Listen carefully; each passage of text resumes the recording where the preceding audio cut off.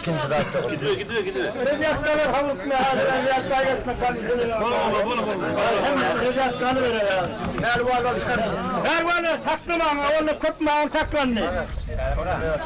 Şu bana bir neçe mahalkan kepliye diyemem, ötüyüm kepleyecek, onu inanmıştım akımma. Komisyonlar gelen kalık pervananı oturdu, uçurdu, hem bizi komisyon böyle olur. Yine hakiki esasında yok, ben böylece. Hanım anadır.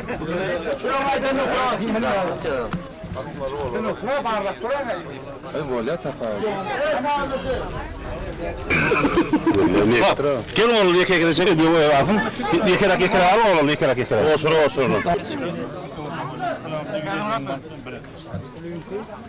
Ben cepler toyunca, halimde üstadece. Evet,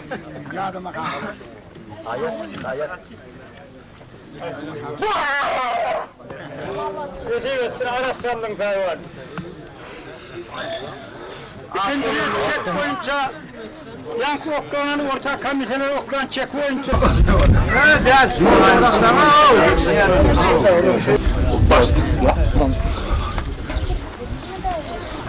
Hayır yok. Çağırdım bitti.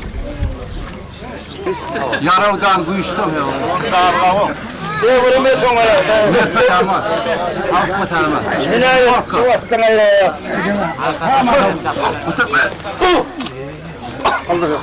Yukarı. Ama dur. Kaç sayla atma.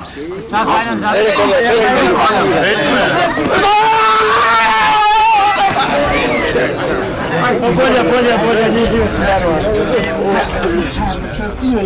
Kutsunma. Kutsun havarım var onun kutsunanla. Bana sen öldürürsen kutsunanla. Damar cümle. Gelirin ana. Al. Ben bana kuşağı oklan gelirim. Gelirim gel. Hemen her o şey. Öl.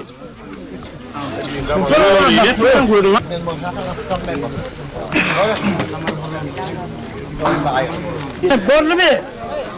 Herkes ağır. Al paramı sen de sıkıntı ulayacak kar var. Kar bana ya.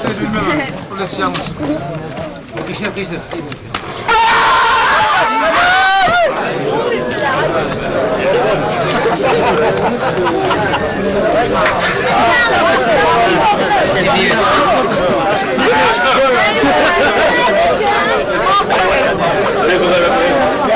Ay kadırlı adamlar, tastan yakından hürmetler gelen için hemen de Tanrı yakasın. Soyun güle var eyleyim. Tanrı yakasın.